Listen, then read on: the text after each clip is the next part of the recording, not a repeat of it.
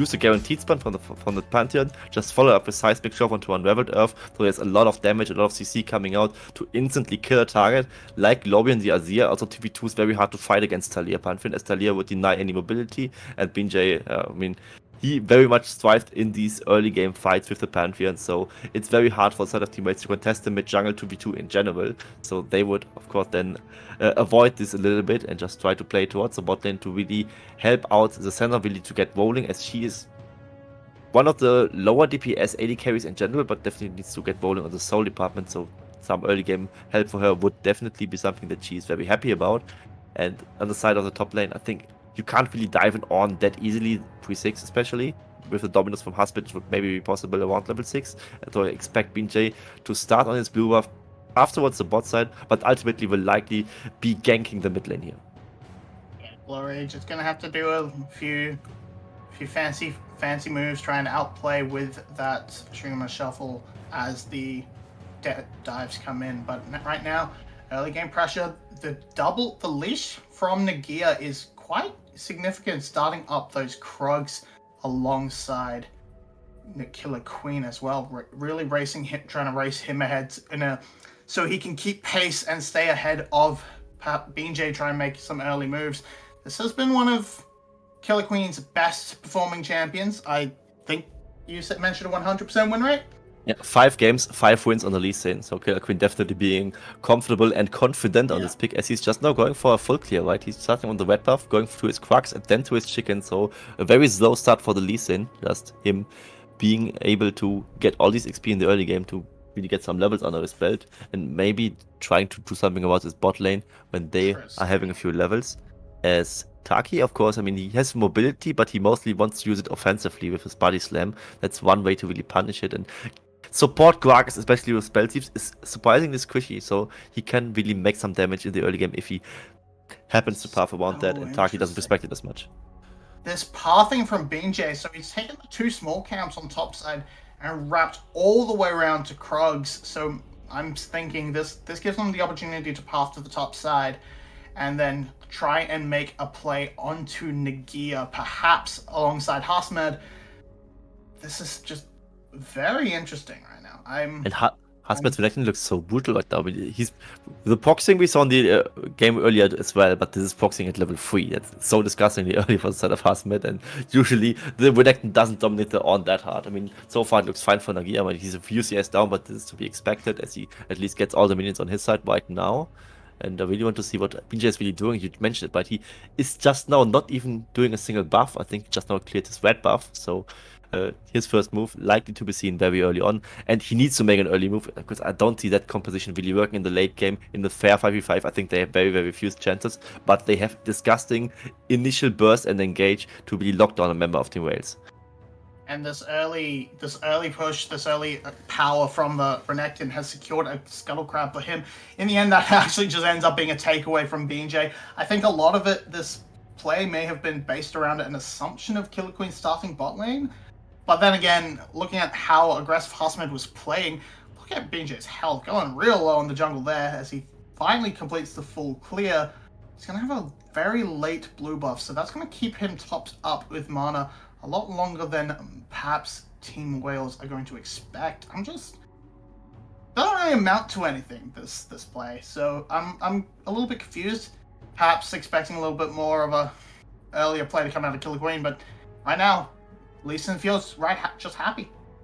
I think he does. I mean, Pantheon is just one of those champions where we expect them to really fall off hard in the late game, and Pantheon is like the distinctive early game champion. But with this mini rework for Pantheon that we have seen in the 2019 rotation, and him having this passive armor penetration on this ultimate, is something that really needs to be considered, because while he is bad in the mid game, he definitely has some strong points in the late game, might even be better than the Lee Sin, who is of course also not the best scaling champion in the game, as I addressed in another cast. He doesn't fall off as hard as people say, but the same applies to the Pantheon, so really interesting to see what these junglers will do, if they even do anything in the early game. Right now we haven't seen too much from them, and that is something that kind of surprised us, but in the bigger scheme of things, it shouldn't surprise us too much. As right now, I think though that Team Wales is very happy how the game is progressing right now. The center lane very, very strong right now. Taki has definitely overstepped, and you're not going to be able to fall down, but it's flash forced. Nothing else coming out, and already back interrupted. But BJ is in the area, so Team Wales are feeling confident, but they need to be careful not to overstep. They don't know that the Pantheon is there. They feel confident because Killer Queen is in the nearby area. And they're just going to crash the wave and rotate up to this dragon. And Team Wales actually smashing the spot lane quite effectively, punishing a mistake by this Gragas. Absolutely do. I mean, Tanner Kenstein really winning this early game priority, and Binjay would theoretically be up for a steal here. He just now spots it out, but he can't get this. No. Okay. He could have used the blast band over the wall, steal it with smite and flash out, but of course not going for that, as it's a very risky play to really pull off. He just tried to steal with the combat spear and almost landed, but not quite, as the smite is, of course, yeah, more damage, instant damage, and yeah, Killer Queen gets his Drake, and that's the first reward for the side of Team Wales. And Mountain Drake also, just like last game we addressed it, so important for a team competition with Ornn, Tahm Kench, but the enemy team really wants to have lasting damage, and their lasting damage doesn't look too good, so Team Wales definitely very happy with how the game is progressing. 2 tanks. Killer Queen also not going to be all that squishy himself. Plus these bonus resistances, they do help the squishier members survive against the likes of the burst coming out from BJ, going for this more of a bruiser build, so not going to have quite that outright burst potential or that armor penetration perhaps we've seen from others. However, crash on the top side. It's Taki roaming for a web buff steal, and Killer Queen just has to accept his fate and lose this buff. As right now, though, the price is to be paid. Shogun getting zoned away from his own minion wave right now, as Ariete casting his last embrace, but Shogun, of course, can just blade word it out and not get hit by anything. But I don't think Shogun is very happy right now. He's getting out-farmed by a Tahm Kench support who's getting farm, and that's not something where Samir really wants to be at this point of the game. So definitely struggling so far is Shogun on this Samira, and I just wonder where the SGB really wants to go with it. They have a CS in the top lane, and they also just now propelled BJ a little bit ahead with this Taki roam that was really helping him out. But overall, the game is progressing too slowly for them. 10 CS in the top lane does not feel like anywhere near enough to justify. As the engage comes in, this one will not be Blade World, this E by Ariete, but it's a 2 vs 1. But here comes Killer Queen to clean it up, but the damage is too much from Shogun. Ends up being an outplay, getting a 1-for-1 in the gank, and just could not keep track of Shogun. And with jungle on the bot side, Rift Herald taken as well. And I think Ariete just panicked because there is a Devour on the side of CBL. Maybe just got it from the fight and I'm being slightly mistaken, but I think he could just devour him out of the Inferno trigger to really come out. Here we see it. Okay, CBL is actually level 5, so Ariete had to flash out. It was just well played by the side of Shogun to really hit this level 6 power spike, or is it even level 6? Just now it's level 6 actually. It was at first just him maxing out on his style, and just Shogun getting this return kill is kind of saving the otherwise disastrous play from the side of SGB, so it's just a 1-for-1. Team Wales, however, still okay with that, I gotta say, despite them getting outplayed. Nagia now getting a bit more CS, a bit more C experience on his belt. Slightly behind they are, but I think they are overall still okay with that. Gotta say though, we just now thought that what Shogun can really do if he gets to land a good Inferno trigger. And Harsman, this is pretty much crushing this matchup. Seems to be building towards that Blade of the Ruined King this time, going to be able to win the 1v1 a little bit harder than perhaps Nagia was, but may suffer a little bit in the team fights, not providing that AoE presence for the team like the Black Cleaver. Sacrificing a little bit of tanky stats too, but all in all, Harsman is winning this 1v1 pretty hard with these build 3 couple plates off the board. And we're still just not really. We're still in such an even state. Few gold, most of that on Renekton. And for some reason, Glow is almost 20 CS ahead of the Talia right now. I mean, he did like 1 Weaver's wall play. Talia, I don't know what is up with Talia today. Is she such a weak laner? I saw her losing lane to Ari all of a sudden. I saw her losing lane to Corki, which is something that I definitely don't want to see ever again from Artifact. And what's up with Talia players today? It just seems like this champion got completely figured out or something. As every matchup Talia plays is just being lost. And I don't think Talia should be such a weak laner. Yeah, definitely.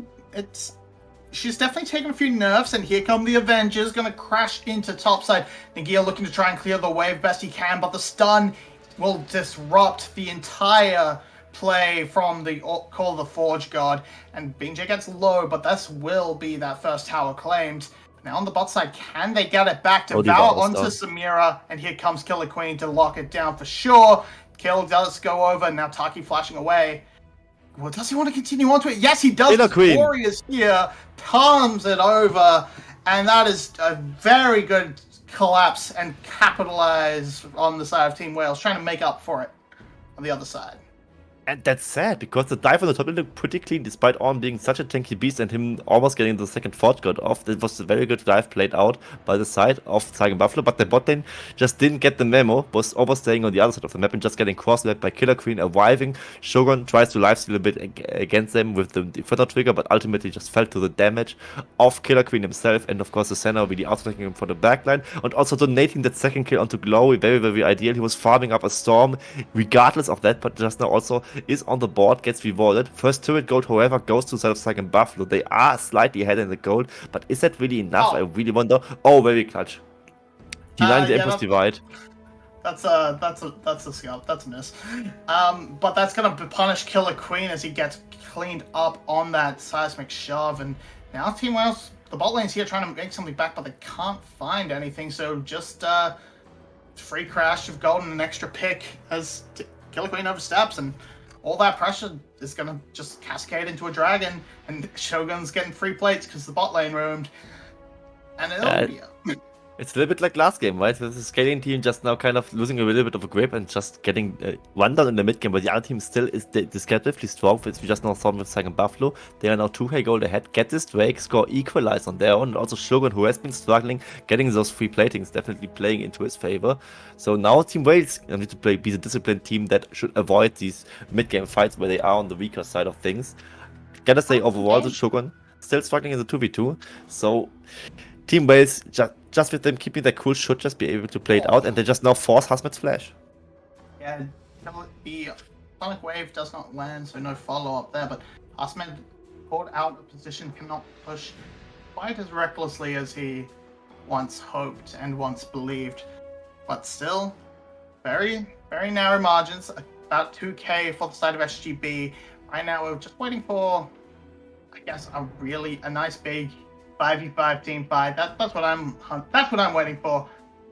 To really see these comps go up into each other, see if SGB can disrupt this front to back setup from Team Wales, which should be very strong and sturdy.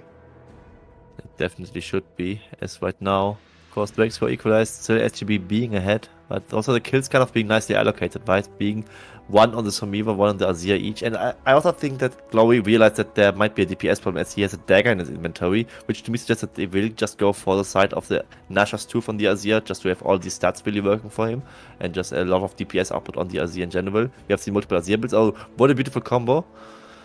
But Devour is there to save him, and so it's just ultimates being traded, with Taki using his for a side of CBLs.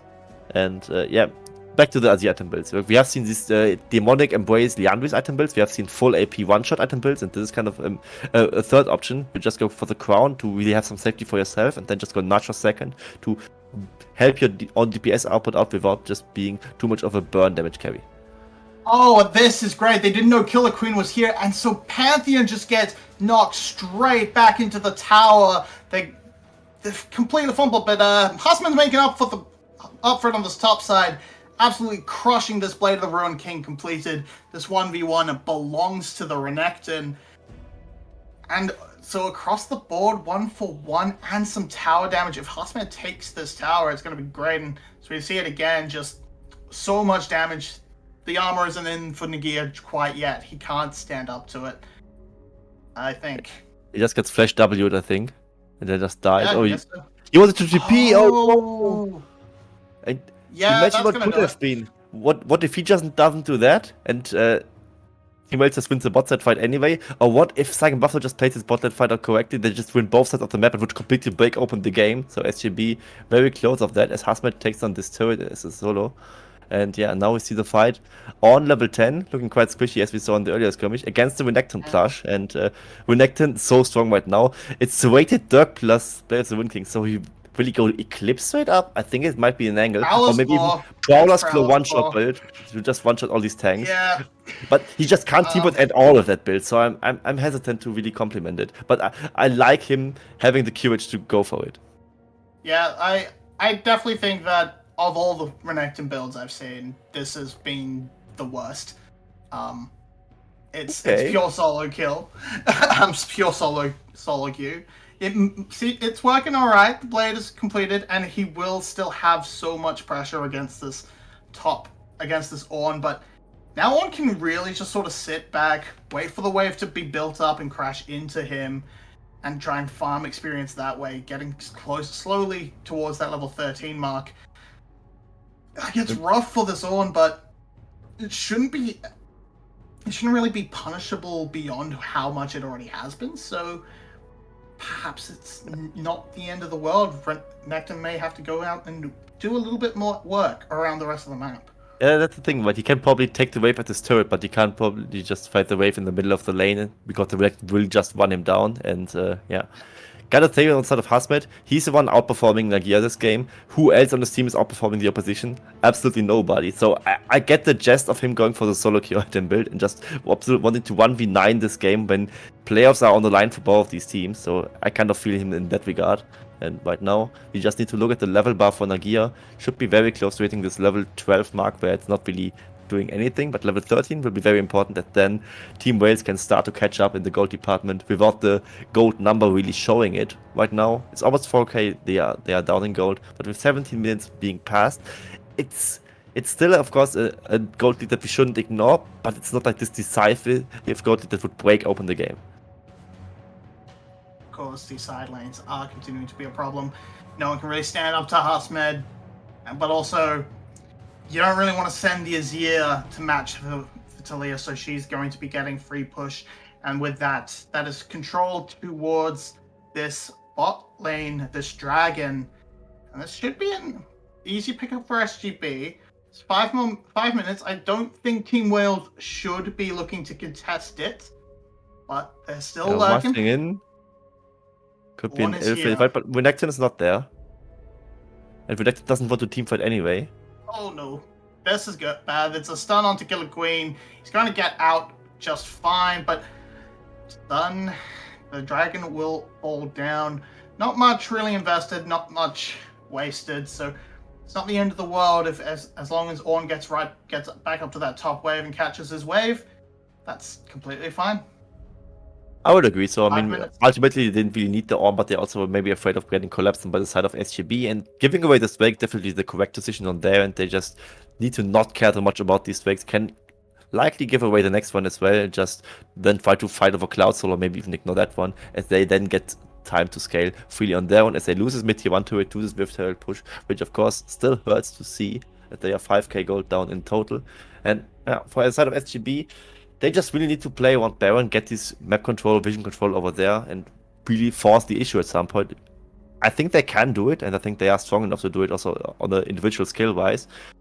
If they don't, it could be a game where Team Wales just slowly but surely outscales them and punishes the inactivity of SGB, which hasn't been that...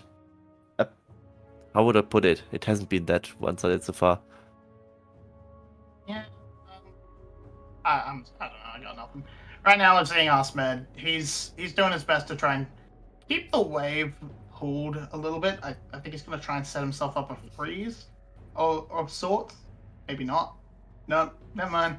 Could have done that. Could have tried to choke out Nagia as long as possible, but he's rotated to the bot side of the map. Feels a little bit more comfortable walking into the Talia at the moment. At this time, Froggy has built to deal with a tankier member. He's built this Leandres. He feels he's going to actually start hurting this front line at least a little bit, and they're going to have that extra cooldown on his rotation to keep throwing out these Qs, keep trying to make things happen. But it's just SGB walking into the jungle, trying to deny resources.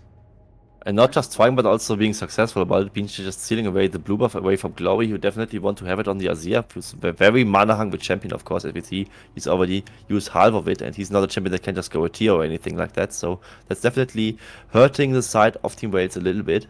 as right now we see. Of course, the tank shredding is something that could be an issue for side of SGB, but they definitely try to itemize correctly here with, of course, Husband's item build we addressed, the solo queue way with the Blade of the Wood King to shred through the Orn, and also Talia going for the Yanvis, as you just now mentioned.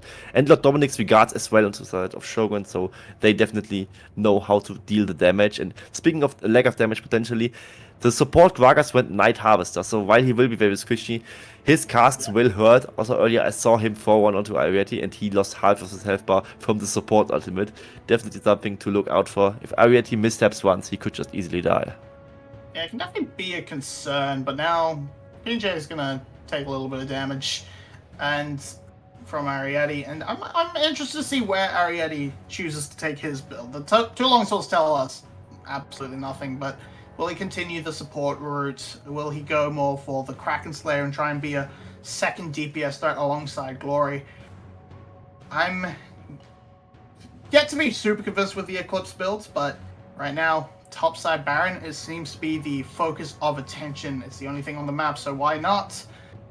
But just these side lanes continue to keep the pressure on and make it difficult for Team Wales to approach and really contest and make their composition feel strong.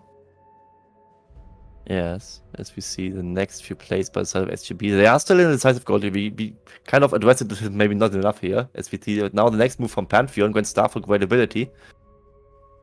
Oh yeah, and yeah, going to miss all that, and just everything's going to go very weird right now. CBL and Killer Queen, now the whole team's here. The kerfuffle is here. Call the Forge God, it's going to go through. Pantheon is so damn low. He's pretty much out of fight, but Nagia is going to have to be devoured, going to have to be taken away to safety.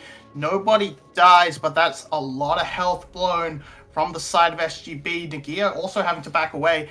It's teleports from both teams. Everything just being fired at each other, but no one getting anything to stick. Yeah, nobody really dying from either side. I think Wales is overall pretty happy with that, as Hasmed's experience lead is very, very detrimental right now, as he's level 15, while Nagia is level 13. And in this fight, you see that he has a lot of more impact, despite the Ornn, of course, being such a strong force in teamfight in general, with the Forge God hitting potentially both casts. Next wave is spawning in a few seconds, and many key abilities will be down for that, as the Forge God itself will be. And SGB look very, very ready for that fight, while Team Wales kind of doesn't. The Starfall isn't there for BNJ, but he can just walk up towards the Drake area, because the map control is so detrimental on the side of SGB, and Wales likely have to give up another Drake.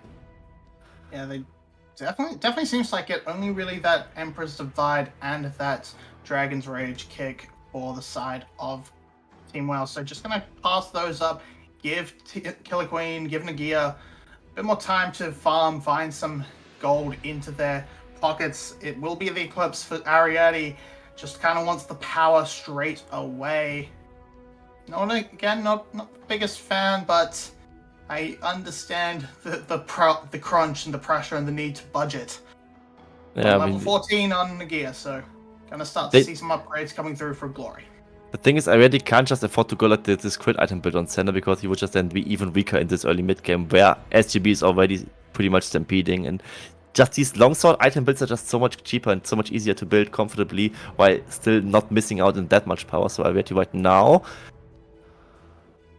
I'm seeing him pick onto Taki. They're not going to go all the way. Yes, they are. Never mind. Killer Queen is absolutely going to go for it. What am I saying? BNJ and Froggy are able to arrive in the nick of time, but now Hasmed is joining in. He's taken a tower on the bot side. Can he make it happen? Has that flash to get on top of a key target. BBL is picked up, and Ariete is just assassinated. Can Nagia get that second charge off? Yes, he can. It misses everybody, though, because of the timing of that Emperor's Divide. CBL will take Glory to safety, but that's going to be another kill onto Nagia for sure. There it goes, and CBL...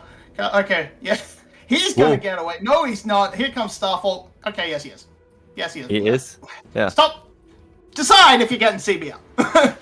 2-for-2 with Ariete having very questionable position towards the end, but it was just SGB finding a very good pincer mount where they can really lock him down. Ariete also trying to flash away, but the auto attack was already flying for the side of Shogun, so a little bit of a misplay from his side, but he should maybe just try to flash it a second earlier, so he is in time to get out of there. So it's a 2-for-2 overall, and Wales very, very lucky to just drop 2 members there. It was a very, very strong pincer by the side of SGB, as we here see the play again. They commit so much onto Taki, and yet they get him, but it's just flash insect from Killer Queen.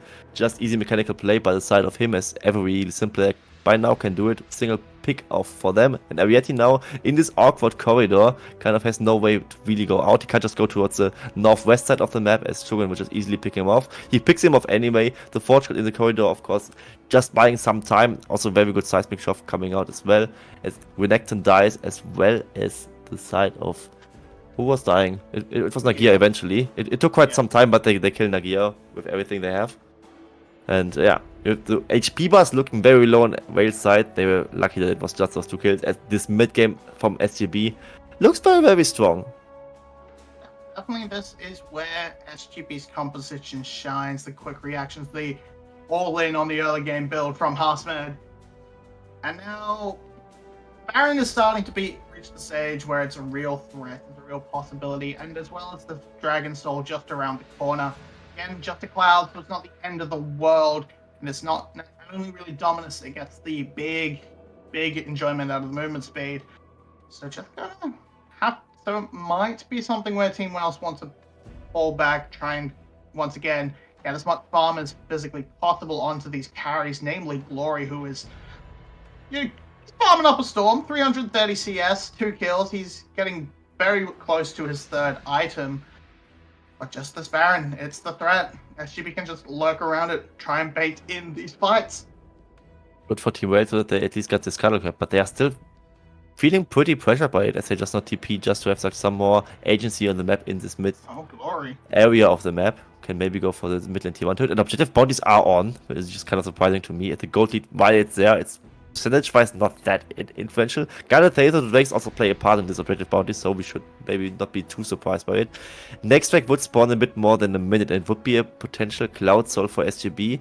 Team Wales likely want to fight over it. Of course, it's a Cloud Soul, and Cloud Soul movement speed in general, very, very underrated, and could just be the difference between Talia catching up to you and killing you, or just not being able to do so, as Pantheon's also in the backline. Grand Starfall, and that barrel is beautiful from Taki. CBL is going to have to get away, and Ariete is removed immediately, but Harsmed on the flank will save the entire thing. Can they get anything done? Glory is doing his best, but no. Killer Queen goes in, can't get anything done, and it's Glory left alone. Shogun wants more, though. And they're going to go under tower. They definitely have that capability, but maybe 2 towers is pushing it a bit much. There's Baron on the map instead. Yeah, this Baron should be a formality for the HB, but are they looking for the game? No, they aren't. It's just 2 members pushing with the Demolish proc being there. They just do everything at the same time. Like get this tier 2 to it, get the Baron, and likely also get the Cloud Soul, and just great flank by the side of BJ with the Grand Starfall. Also Taki in this team fight, very detrimental to get the pick onto Ariete, who got blown up instantly, and with Senna dying instantly, you can't play the fight at all. No healing being there, no DPS being there aside from the Azir, so it's really, really hard to play, and basically not playable at all. And just like that, similar to game 1 with the Booster team, playing this early mid-game composition, just now breaking the game apart. It's 11k, it is the Baron buff, and it will be the Soul as well, as here we see again how it really played out. Grand Starfall to zone him onto the corridor. Taki's flash, body slam, very, very clutch, together with the explosive cask, and Ariete can't do anything. Yeah, of course, and then Harsmed cut off the retreat. It's just absolute tragedy. Can't get anything done. Damage doesn't really connect from the Emperor's Divide either, so they can't. So no trade back kills of any kind, and it's looking like a bit of a shutout at this point from SGB. The Elder Dragon may be the win condition for Team Wales. Baron now in hand, though. It's SGB's moment to try and win it. A good cask to send Glory into the back should be lights out for Wales. And we're just gonna have to see. SGB looking for their angle. And with this would put them closer to that game 3, puts that into that best of 1 that SGB needs to lock playoffs in right now. And Team Wales, okay, gonna be caught out by Weaver's Wall. No, they're not. But they desperately need this. This is the easier of their matches. Call of the Forge God's just gonna get Blade World because, yay, projectiles. And now Killer Queen with the ankle. That's a huge one onto the Samira. Followed up. Now Pantheon's gone in a bit too deep. It's going to be fine, but on the top side, Harsmed's wreaking havoc. He's got split push in his mind. He's got Baron. Can they pick him off? Does not seem even reasonable that they could go in and collapse onto him. He's so damn strong. He's so threatening. And the Baron push is what is going to stifle this attempt. And absolutely will. And the Saigon Buffalo kind of choking on the last bit of execution right there as Shogun. Yeah, getting caught up by Killer Queen. Something that, of course, is just a great player, Killer Queen, on his own, gotta say. And Shogun, to his credit, good blade well to knock the Forge God out and just prevent any further engagement on side of Team Wales. So it was just this one pickoff, just a small amount of time being bought, and this time being put to great use as the husband was, of course, pushing this top lane inhibitor down. And the game overall still looking like SGB's game to lose with an oppressive gold lead. This inhibitor also giving them the map control to fight over potential next wakes or something where they can just use this priority that's freely created to make some moves towards the Elder Wake in 4 minutes. But this is, of course, also something where there might just be a slight chance for Team Wales to get a comeback. However, right now, not looking good so far, and it looks like Killer Queen might actually lose a game on Lee Sin. Yeah, it definitely looks that way. Looking for those final levels onto Nagia to level up this second Frozen Fist for CBL. Just 3 minutes left. 3 minutes until this Elder Drake. If SGB can, if Team Wales can hold on and then perhaps find that steal, Killer Queen gonna get knocked back, but not actually going to be put into any danger. This Elder Drake, if a steal comes in from Killer Queen, this could be the thing that saves the game, that turns it all around. We saw him do it with the Baron in game 1. It's gonna be a little bit harder to get to the Drake. Definitely, with all this vision control by the side of SGB, the waves really pushing in the favor, and someone constantly just having been in the top lane to really dissuade the super minion push from just finishing the game. Nexus turrets are still standing for the side of Team Wales, so that's like one thing they have going for them. But overall, looking pretty grim. Shogun is 2 full items ahead of a variety right now, so it will be very rough awakening in this team fight. Even this 5v5 advantage that we spoke about on the side of Team Wales, yeah, it doesn't look as easy if your ADC just gets doubled in items. Yeah, there's a little bit of extra stat value, about 5k worth, a little bit extra thanks to the double up on the on passive. So it's not quite as disastrous as the scoreboard seems. A fight is still quite winnable for Team Wales, but looking at these level advantages, that's where it really comes together for the side of SGB. You get so much power in your experience, and it's only really Glory who's matching his counterpart, because they're both max level. Glory kind of just gonna need to finish his death cap, and once they hit that point, then Team Wales might start to feel a little bit like they are in a position where they feel happy to take that next fight. That's the one thing Team Wales still has going for them, right? Like, if the level cap is hit, you can't just get more XP and more levels, so the level 18 will just eventually be something that also Team Wales can catch up to, and also, they're just being 6 item slots, but all of those aside, GA now completed by the side of Shogun. I mean, it was completed earlier as well, but there's just this one safety net he still has on top of Ariete, who doesn't have such luxury, just needs to rely on CBL to bail him out with the Devourer in worst times. And yeah, but now Nagia is on the on level 16, so he did manage to upgrade 4 items on this team, so the virtual 4k gold lead from earlier would be caught up, but they are 10k gold down right now, so it's still a very tall mountain to climb for them. And yeah, one good engage by the side of Glory can maybe turn the game, as he's a very well farmed Azir, but it really needs to be a miracle engage for him. He has the Zona, so he could just go for exclamation mark or in punctuations suicide Shurima shuffle, and then just use a stopwatch, and maybe this is the pick they need. Shogun caught again. He's going to be able to try and kill Ariete in the process, but of course we remember that Guardian Angel is in there. The knock up doesn't work either, and that's the clean wipe. That's the game, and that's game 3 to decide the playoff hopes for these teams.